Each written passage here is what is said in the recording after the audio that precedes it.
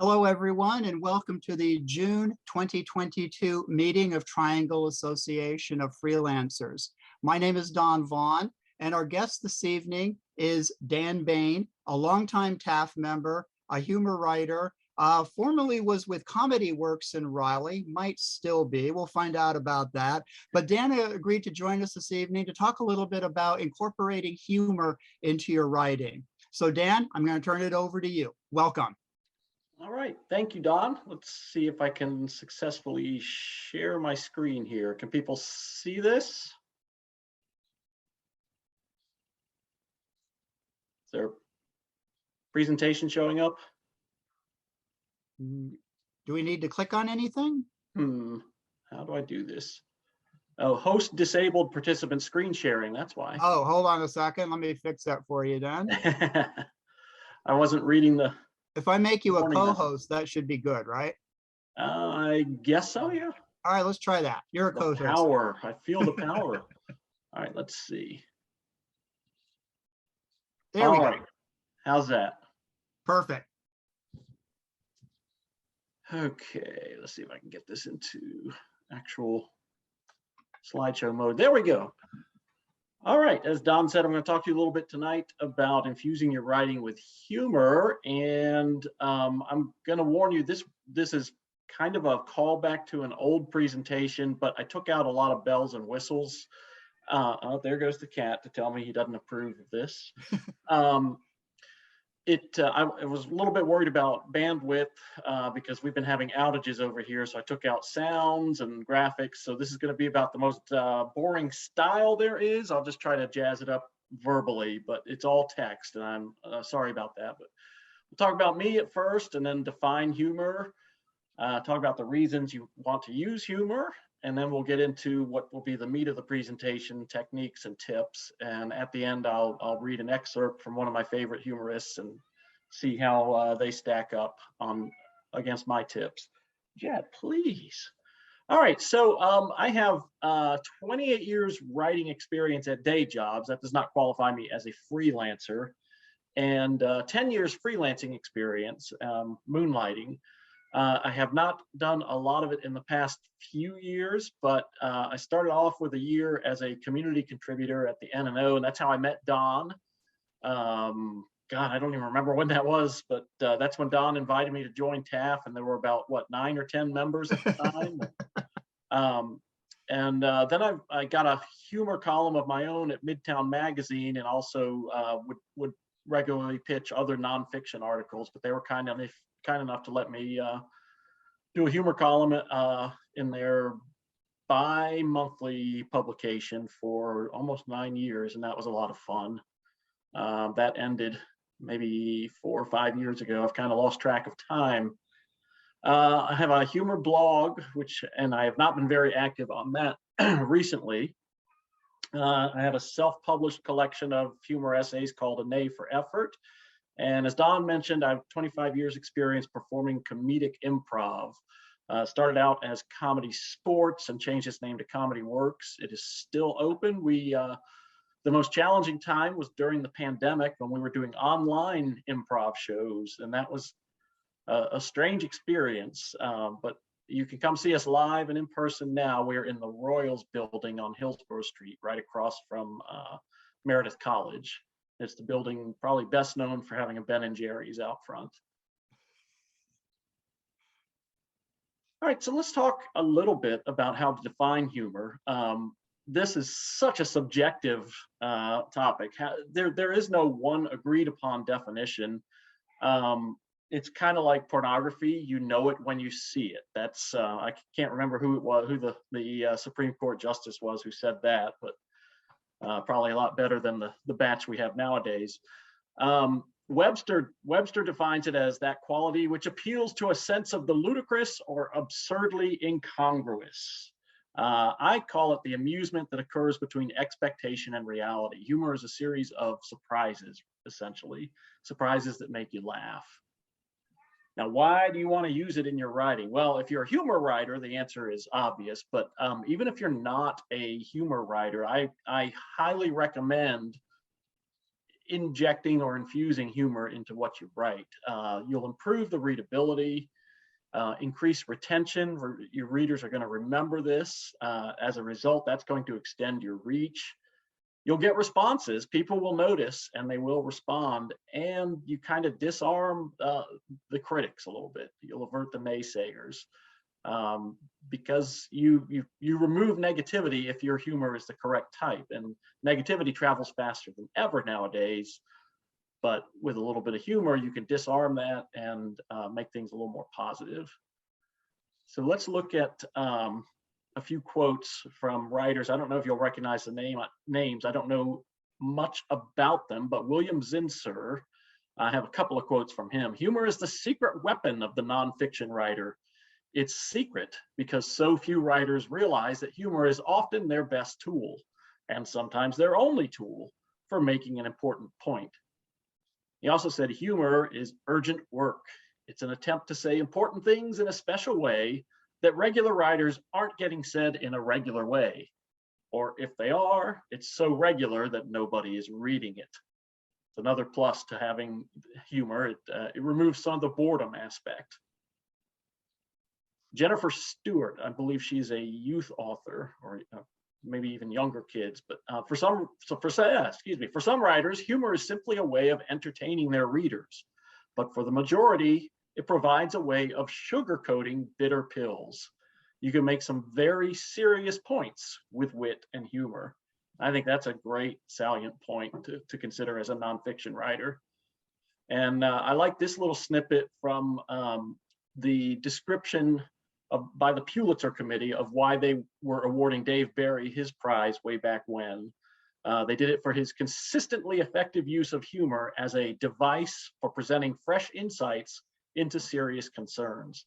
So you can treat serious material with humor. Now, Dave Barry doesn't often treat serious material, but he did on occasion, and one way or the other, he's still hilarious. I'm really looking forward to that presentation in a few weeks, Don.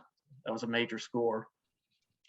All right, some of the common techniques of humor: exaggeration, juxtaposition, shock or surprise, we talked a little bit about, extremities, extreme situations, sound and rhythm and wordplay, irony when somebody knows something that someone else doesn't, absurdity, my favorite, and attitude, sarcasm / cynicism.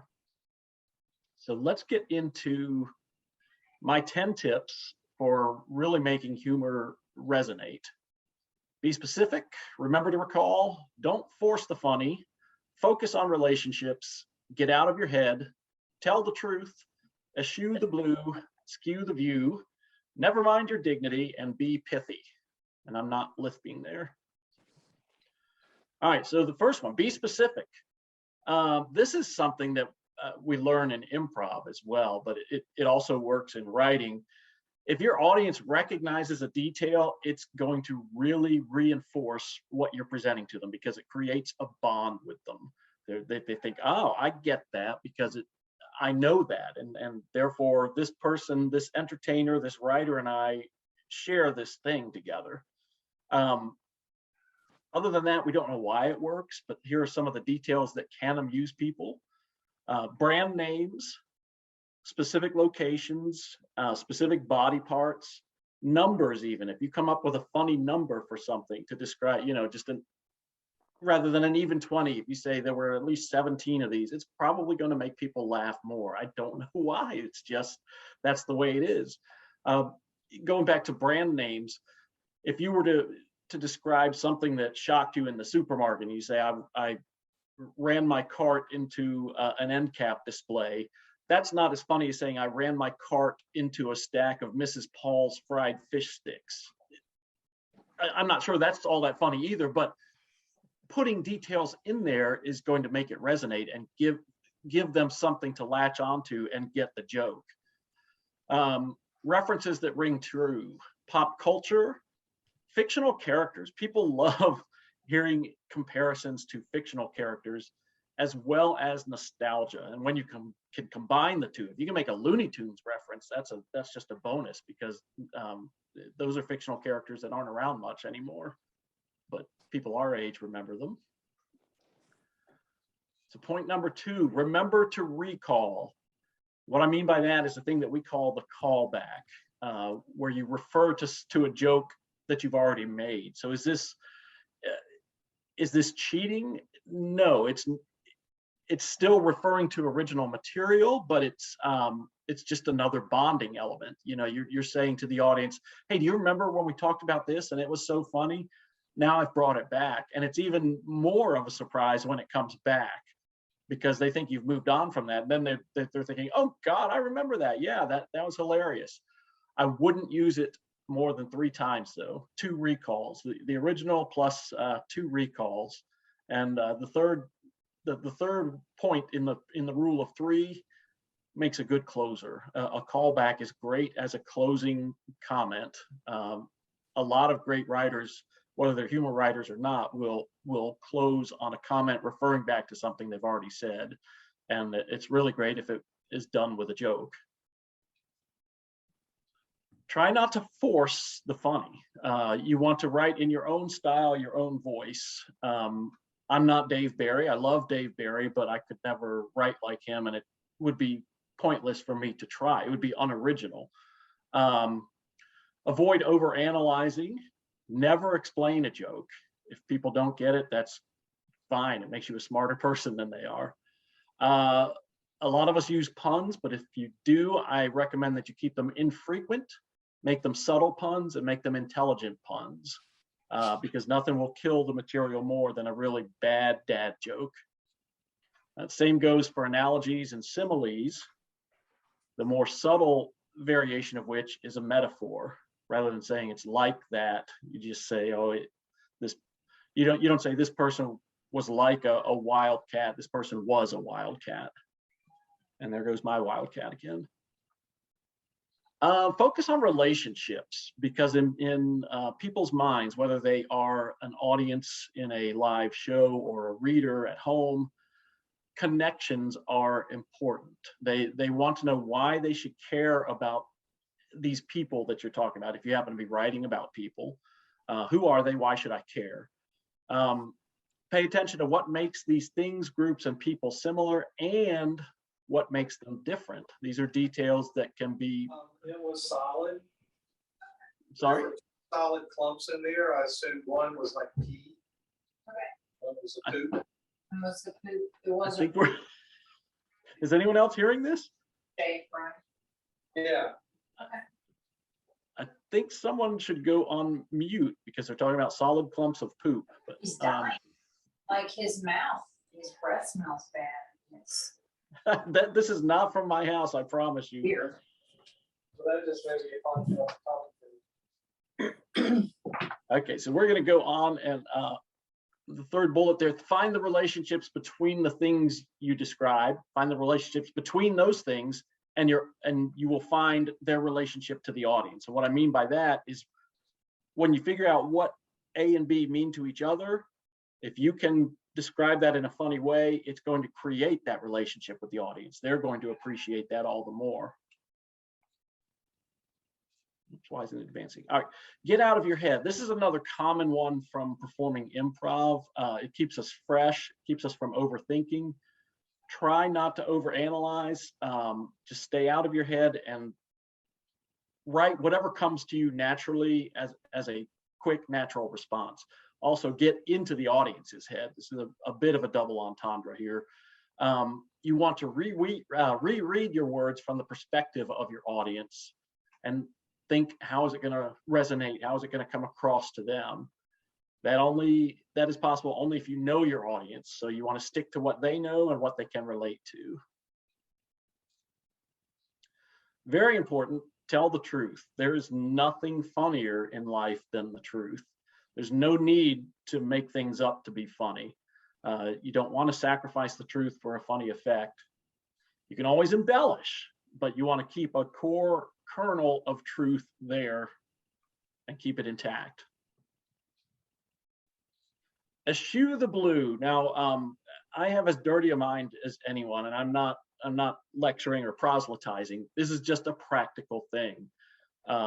when you think about it in terms of sheer numbers. Dirty humor appeals to dirty minds alone, but clean humor can appeal to both clean and dirty minds.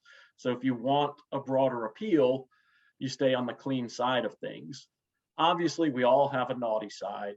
We can acknowledge it when we write humor, but don't build on it. Don't make that the center or stake a claim on it. Double entendre is far funnier than full out dirty jokes. And vulgarity is not necessary.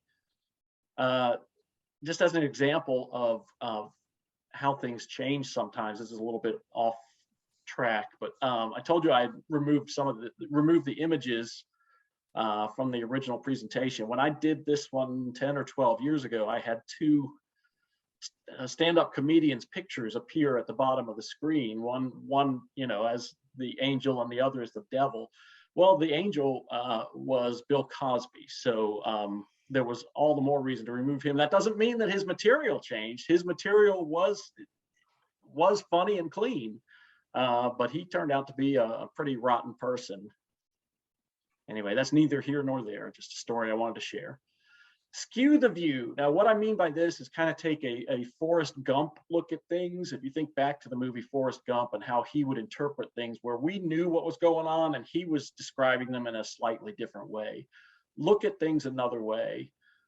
This will surprise your audience because, as we said at the beginning, when they're anticipating one thing and they get another, humor is what resides there, but if it amuses them, the difference between reality and expectation. Metaphors can help to skew the view if you don't come right out and say what you're talking about, but you use metaphorical language. You can also embrace the illogical, but you have to be careful with that. You want to stay grounded and only slightly skew it, but don't distort it completely, unless you are going for full-on humor writing. If you're doing this with nonfiction, you don't want to get confusing with just really crazy, ridiculous stuff. I can't remember the word now that I was going for, but I think you know what I mean. Don't want to get too absurd, I guess. I love absurd humor, but not if I'm trying to read about, politics or medicine or science or what have you. Never mind your dignity. Now, I don't mean that you want to completely all out self-denigrate, but let your audience feel superior to you if you're trying to be funny. Let them, I guess, punch down a little bit. You always punch up, but don't make fun of other people. You can poke fun at yourself, because as cruel as it seems, the readers out there are going to enjoy reading about your misfortune. So you're kind of making a scapegoat of yourself, but you don't want to do it too much because people do get tired of self-denigrating humor. And the last one, be pithy. Keep it short and simple. Keep your jokes well paced. Think of it in terms of a roller coaster. You don't want to be climbing the whole time or falling the whole time, but it's a series of ups and downs. You never want to bore, confuse, or overwhelm the reader with your humor. All right, so here's a recap of the 10 points that I just went over, and I want to read something to you. I can promise you that all 10 of these will not come up in this piece, but if you keep the list up in front of you while you're listening, this is from a humorist from my childhood. I used to find her books around the house all the time. It's Irma Bombeck, and this is a chapter from The Grass is Always Greener Over the Septic Tank. So this was chapter 1 is Station Wagons Ho, and this section is called Staking Out a Claim. It was either Thomas Jefferson or maybe it was John Wayne who once said, "Your foot will never get well as long as there is a horse standing on it." It was logic like this that attracted 30 million settlers to the suburbs following World War II. The suburbs were a wilderness with nothing to offer but wide open spaces, virgin forests, and a cool breeze at night that made you breathe deep, close your eyes, and sigh, "My God, who's fertilizing with sheep dip?" My husband held out against migration for as long as he could. Then one day we heard from our good friends, Marge and Ralph, who together with their 2 children set out in one of the first station wagons to a housing development 30 miles south of the city. As Marge wrote, we reached the suburbs on the 14th. There was no water and no electricity in our house, so we had to hole up in a holiday motel for 3 days. The pool wasn't even heated. The yard is barren and there are no sidewalks. Mud is everywhere. There is no garbage pickup. Our old stove won't fit in the new hole, and the general store has never heard of oregano. We have aluminum foil at the windows to keep the sun from fading the children. I feel like a turkey. We have to claim our mail at the post office 1.5 miles away. There is no super. We have our own washer and dryer, which don't require quarters. I understand, however, that at the end of the month, there is something called a utility bill that is presented to us. There are some bright spots. We have a bath and a half. It is wonderful not to have to take numbers anymore. Tomorrow, we're going to visit our first tree. It is situated on the only wooded lot in the subdivision and is owned by the builder's daughter. Pray for us. Affectionately, Marge. Doesn't that sound exciting? I said, jumping to my feet. You say the same thing when your soup is hot. Where's your adventurous spirit? I asked. It's a new world out there, full of challenges. We're young yet. We could survive. He put down his paper and swept his arms around to encompass the entire apartment. What? Move and give up all of this? I looked around. I had to iron in the playpen. The kids were stacked in a triple bunk at night like they were awaiting burial at sea. If the phone rang, I had to stand on my husband's face to answer it. The dog slept under the oven next to the crackers. And one day I yawned, stretched my arms, and someone stored the complete works of Dr. Seuss and a pot of African violets on them. You'd never survive, he predicted. It's a raw frontier. No schools, no churches, and only 3 registered Republicans. Frankly, I don't think you have the stamina or the threshold of pain for it. Stamina, I shouted. Are you telling me I have no stamina? A woman who has lived on the 4th floor of this apartment building for 5 years with the stairs out of order has no stamina? I have legs like a discus thrower. As for pain, I have been known to go without support stockings for as long as 2 hours. Do you honestly think you could move to a land where your mother is a 35-cent toll charge for the first 3 minutes? I hesitated, then squared my shoulders and said, yes. It was probably my imagination, but I thought I heard a whip crack and a voice shout, station wagons, ho!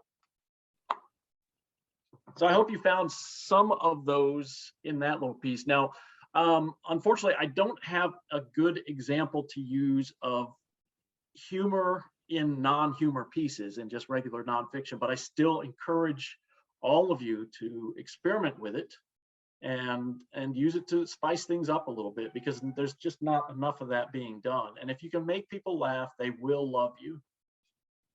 So let's open it up for questions.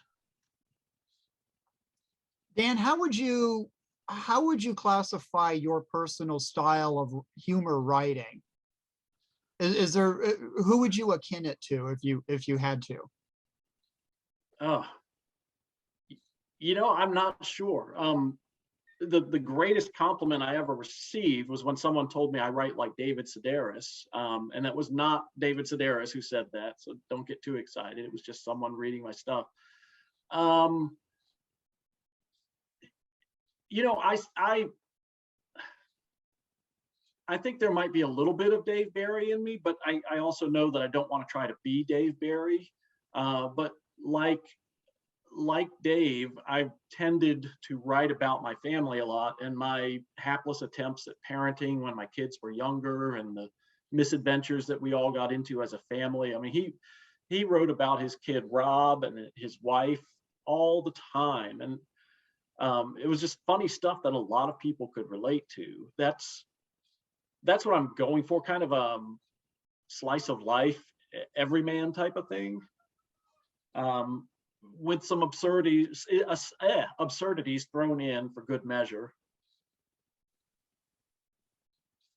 and a bit of self-denigration.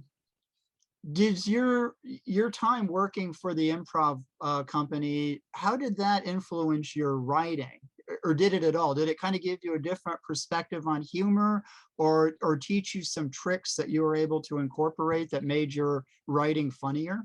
Well, I can't say if my writing is funny or became funnier, but I can say that yes, it did give me some techniques to use, and I actually included some of them in that list of 10. The details one is something that they drill into our heads in improv.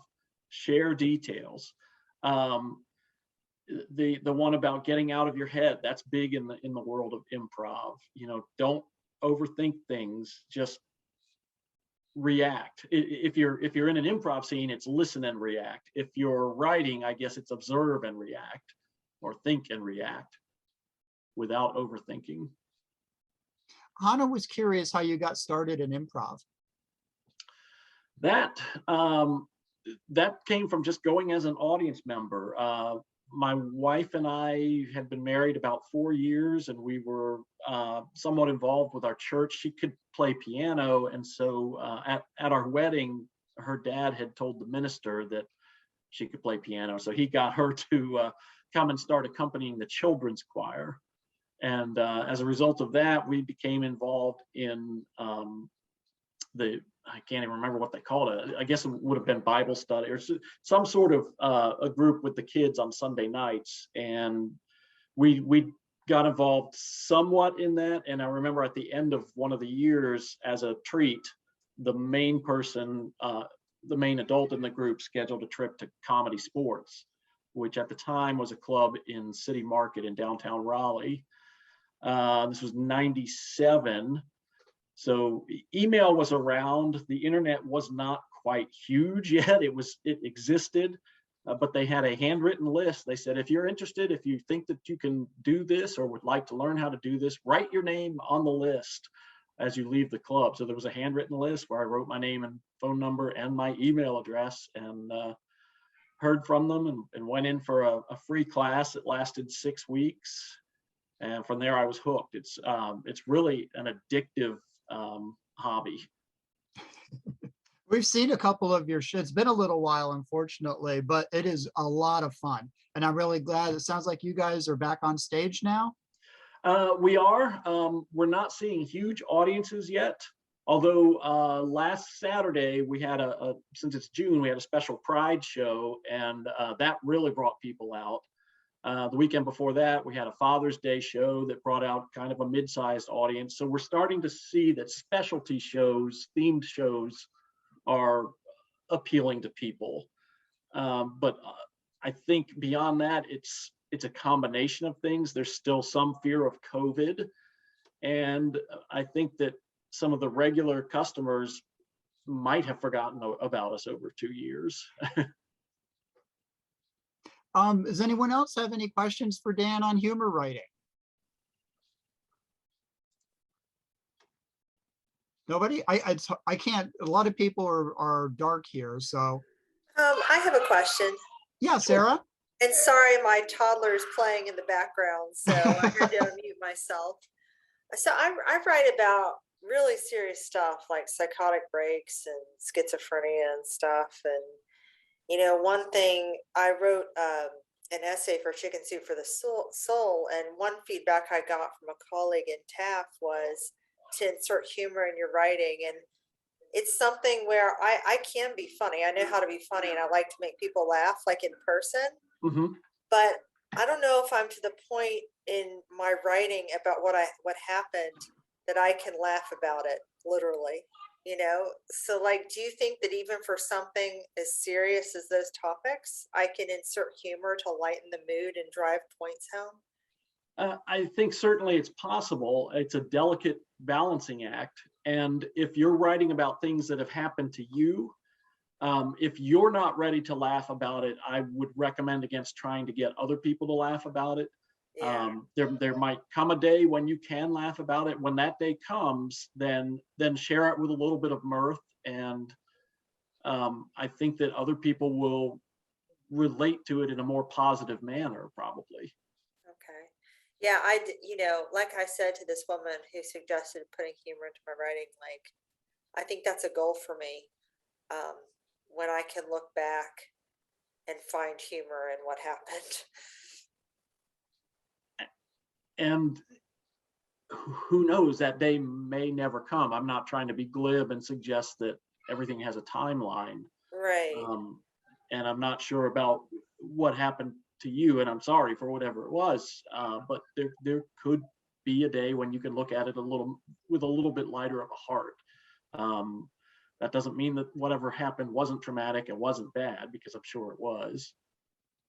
But if you find yourself at that point, and I hope you do someday. Me too. I really hope so.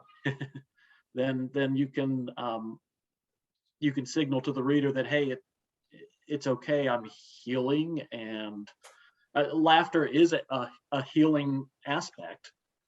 Yeah. I think the Greek or the Latin word humor had to do with fluids in the body, and there were probably Nan could tell. I see her nodding her head. Nan could tell us more about the medical aspect, but humor was a medical term before it came to have its contemporary meaning. Yeah, And, I mean, it's funny. I'm usually a person that likes to make people laugh, and I'm pretty good at making people laugh. But when it comes to this writing, it's just something I still can't joke about. But it's nice to know that, when it happens, it happens, but don't force it until I'm ready. what was it? Robert Fulghum in one of his books was reminiscing about an old man he worked with when he was a young man, I think at a restaurant. And at the time, Robert was an angry young man, always complaining about silly things. And I'm trying to remember, the old guy told him, Fulghum, you have to learn the difference between a lump in your throat, a lump in your oatmeal, and a lump in your breast. And I think that's as glibly as it's put, I think that's a wonderful perspective. Thank you. Sure, I hope that helped. It does. Happy to discuss anytime. You can email me. I'm sorry that I haven't been at many TAF meetings, Don, but I'm going to start to try coming back around. Well, we know you'll be with us. Okay, well, today, thank Jerry. you. I might take you up on that. Okay, I have just a comment to add. sure, Joel. The other thing I would say is know the audience that you're performing for. A great example, you mentioned Bill Cosby. I remember years ago, he had a very best-selling record called "Why Is There Air?" Mm-hmm. And he was just reminiscing about being a little boy growing up in Philadelphia. And there was a bit about playing pickup football, and he was going to go, I was always in there going, okay, Robert, what do you want me to do when the next place? And it's always, you rush. Well, women watching that, that wasn't funny. It had absolutely no relationship. I broke up because I was always told, you rush. Right. And so I would say make sure that funny is only funny if your audience understands what you're talking about. And the other thing I would comment on is actually comedians may have a very easy job. After all, if you're just telling the truth, that's absurd enough. Yes. I mean, look at John Oliver. I remember being stunned when I found out that the Comedy Channel was the best news channel around. and he wasn't making up stuff. I mean, Yep. Is John Oliver funnier than, say, Donald Trump? Yes, because Trump just makes up stuff, but Oliver's telling the truth. And the way he tells the truth, you're just sitting going, that is pretty weird. Yeah. I would say tell the truth and know your audience. Yep. That's absolutely right. I mentioned that we had a Pride show last weekend. It was, there were 9 performers who were all members of the LGBTQ community. And, it was all clean comedy. It was the 8 o'clock show. That's a family friendly one. But I guarantee that if we hadn't advertised who was going to be performing and what the theme was going to be, we might have had some people in the audience who were not ready for that. Bless their hearts.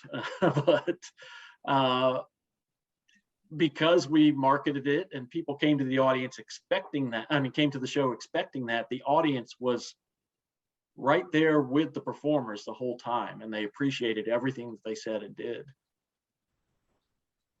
Dan, I want to, I really liked your points of what comedy, the various points of what makes something funny. And I want to bring everybody back to Gary Gulman, the stand-up comic who joined us last year, one of our very first TAF talks. He does a bit, which I sent out to the group at the time, and you can find it on YouTube. He did a bit about this committee that was established to create the 2-letter abbreviations for every state for the post office. A simple premise, but it incorporated almost everything you were talking about, that including bringing things back, going to a little tangent, then coming back, little side jokes that come in this way. But I've noticed, I'm a big student of stand-up, and I realized that the very best stand-up comics will tell a joke at the beginning and bring it right back at the very end as their closer in a perfect punch. Right. That is the signs of a very skilled comedian, I think. Someone who grabs you here and then reminds you of that at the end. And thank you, ladies and gentlemen, this is my time. And I think Gary Gulman epitomizes that greatly. And I would recommend everyone go to YouTube and find that clip of him doing that one bit on Conan. It's one of the funniest things I've ever seen. Oh, it's hilarious. Where he invented the character, I think her name was Phyllis, the secretary. Dottie. Smoked and was Dottie was a pistol. Dottie, that was it. Dottie. That Dottie was a pisser. Dottie was a pistol. And I love that bit. But it incorporates everything that you were talking about. You know what I mean? It really, it's like the perfect comedic bit in that way. And humor writing is nothing more than taking a live bit and putting it on the page. Mm-hmm. It can be reperformed as necessary. Does anyone else have any questions for Dan about this? I see Hannah asked about, no, it was Sandra, sorry, or Sandra, to repeat the 3 lumps. It was talking about an old man who pronounced his name Fulchum. And he said he could still hear him saying, Fulchum, you need to know the difference between a lump in your oatmeal, a lump in your throat, and a lump in your breast. That's perfect. Thank you. Sure. Well, if we don't have any more questions for Dan, does anyone have any good news to share? Any assignments, any projects, anything really good to crow about? I had a question for Dan. Yeah, Mike. Dan and I, of course, we almost ended up on the same stage together. Yeah. My question, Dan, is as actors, we've had to follow someone else's writing. How do you go about thinking and kind of creating your own piece about humor? What's your thought process about kind of, moving it from an idea through your head to a paper or computer or whatever? Ooh, that would probably be a very detailed and confusing flow chart. But essentially what I do on the page is observational humor. So it starts with just something that occurs to me. I might be walking down the street. I recommend doing a lot of people watching. So I might, hear someone say something, or even just in my family, when my kids were younger, they'd say something that only a little kid can conceive of. And that is some funny stuff, what comes out of their mouths. Oh, yeah. So you can start with that as a seed, and then there's another improv technique we use, which is to build a word web, where we start with one thing and we visualize other things that are related to that concept, and that works well in building out a humor piece on the page as well. Beyond that, it's so detailed, but it's whatever pops into my head, essentially. Okay. But in terms of the route, the path that it follows, I think would be a weird one to chart. I'd like to comment how that starts with me is you have to visualize something that seems absurd to begin with. As an example, a friend and I went to see a movie this weekend called Brian and Charles, which I highly recommend. And it's about a Welshman who builds a friendly, prissy robot out of a washing machine. Now, I was describing it to a friend. I said, it's kind of like Lars and the Real Girl or Isle of Dogs. And then it occurred to me, how do people go to the producers and say, hey, I've got this great idea about doing a half anime, half live action movie in Japanese that'll be funny? Or how do I imagine that somebody went to a producer and said, we could really make a hit about a lonely guy in Wales making a robot washing machine. So you just start with what must have gone on. Yeah. And so you've got that nugget. Well, you've got an absurd nugget to begin with. See, right. And that's what it is. You can begin with your absurd nugget, and then just work from there. Dan, Elizabeth would like to know who your favorite comedian or comic writer is. Oh, in terms of stand-up comedians, probably Brian Regan.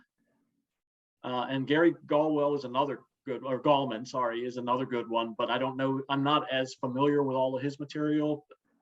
I've heard just about everything Brian Regan has to say. He's hilarious. He's the one who got his start with the "you too," if people remember that. How he would respond, someone would say something and he would say "you too" at an inappropriate time, and that was decades ago. And he's just going on with similar. He's a very clean comic too. He is, yeah. Yeah. Yeah. In terms of comic writers, for humor, probably one of the two Daves, Sedaris or Barry, and Irma Bombeck is still up there for me as well.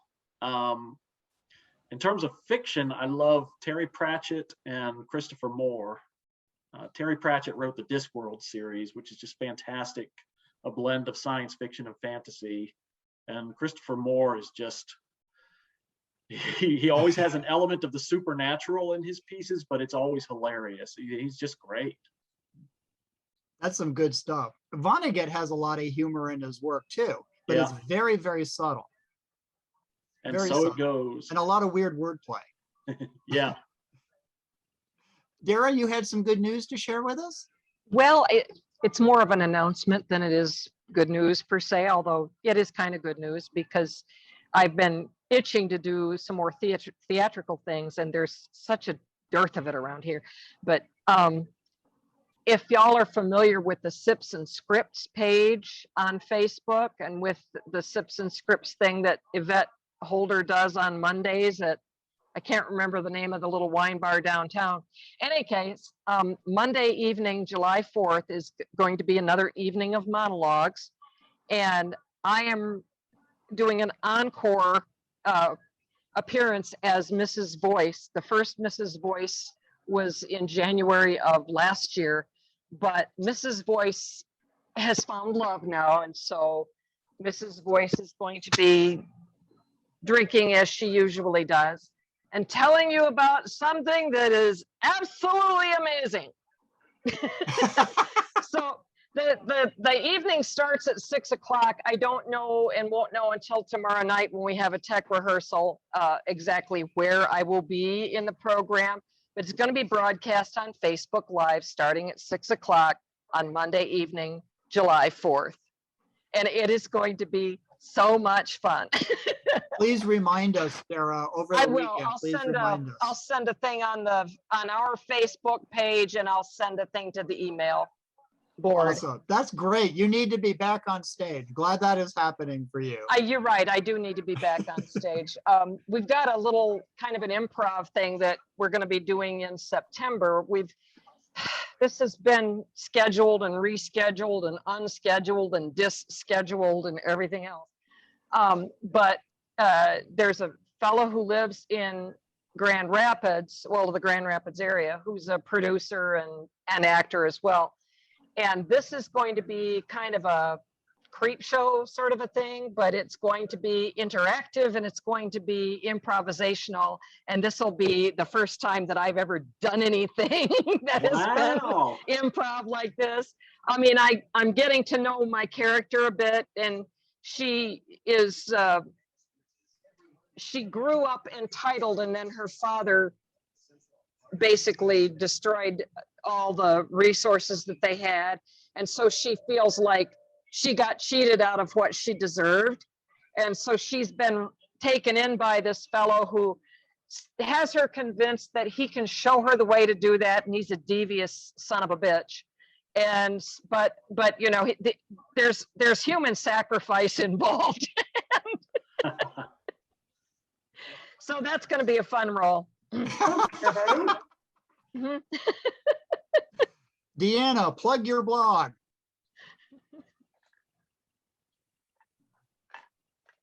Where is she? Is she there? Is she there? All right. We're not plugging Deanna's blog then. And Marvis has joined us. We need to congratulate her on her recent graduation. Congratulations, Marvis. I saw the pictures. That was great. Yeah. Awesome. Thanks. Fantastic. Thank you. Congratulations, doctor. Great, congratulations. Wow. Now during our conferences, when we yell, is there a doctor in the house? We know who to turn to. She's still gonna be sitting over there saying, hell no. Huh? Hey, Dawn, Yes, I do have some news. yes, Hannah. Forgot it. My younger son, Aaron, who everybody has met, well, some people have met at our TAF meeting. He defended his thesis today in his kinesiology and physiology and had to do it sick, but he Oh. got through it Oh. and he passed, and now he just has to write it up for publication. So, Wow. and his thesis is so involved that he had like the top person in that field came to observe him doing his work towards his thesis. So I'm pretty excited. They're And gonna, he Yay, got- tell him big That's great. congratulations for that. yeah. And he also has a presentation coming up for all of the top military people, and I forgot where, on his thesis as well. So things are moving pretty nicely for him. Great. And he That's is right wonderful, there. Hannah. That's great. Yeah, he worked his butt off. Hey, Dan, Elizabeth was curious if you had any thoughts on how someone can break into stand-up or comedic work on stage. You had your story, but generally speaking, what would you suggest? Well, I don't know a whole lot about stand-up. I know that a couple of the folks I've done improv with have gone on and developed some fairly impressive stand-up careers. I would suggest starting with an open mic night. I know that we do that sometimes at Comedy Works. I don't know the details, but I can look them up and get back to you. And I think stand-up club, because Comedy Works is really more about improv than stand-up, but I think stand-up clubs like Charlie Goodnight's will occasionally have open mic nights as well. And I know there's a couple of other smaller comedy clubs around here. But yeah, I think you're absolutely right. Open mic, but I would also encourage someone who's interested to kind of spend a month and go watch people perform and really see what the job entails, because it's a lot harder, I think, than a lot of aspiring comics tend to think it can be. So if you go there and you watch these people perform time and time again, you really get a feel of what the job entails and what it's all about. And that can really inform whether or not it's something you want to pursue, I think. Don? Yeah, I Drew. wanted to mention that we're just getting ready to start advertising for the Carolina Book and Writers Conference, which was postponed. It's going to be in September, the 17th and 18th. So I'll start sending information out about that, and we'll have a special code for TAF so we can put a little bit of money back into the. That's very Here. generous of you, Drew. We really do appreciate that. What is the dates of it again? September 17th and 18th, I think it is. Okay. Is it online or is it in person? Yeah, it'll be online. It's going to be Zoom Okay. again. So Have your guests changed at all? Or still the same? we're just lineup? getting back to them to find out. Last we talked to them, we still have the same people. So I think Amanda Excellent. Lamb will be one of our keynotes, and Dewey Castle or Cassell? yeah. Been mispronouncing Dewey's- his name for 2 decades. Yeah, Yeah, we've Yep. asked Dewey to be on. Please one. remind Yeah, us as you get closer to everything. We'll do. Just wanted to kind of put it out there as a save the date for people. Excellent. Love to see you there. Any other good news to share? Anything, Can I comments? thank Don and Tab about something? I'm sorry? Can I thank Don and Tab for getting me with Writer's Digest magazine's competition, the self-publishing. I've been reading books every morning, meeting all my neighbors, knowing every dog that walks by. I sit outside from like 7 o'clock until it's too humid reading. I'm on book 37 of 81. Wow. I'm Any reading- particular genre, or are we all It's over the just place? fiction.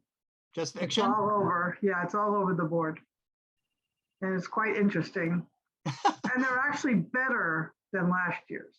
I also want to remind everyone that Amy Jones, who's the editor of Writer's Digest, will be our meeting guest in August.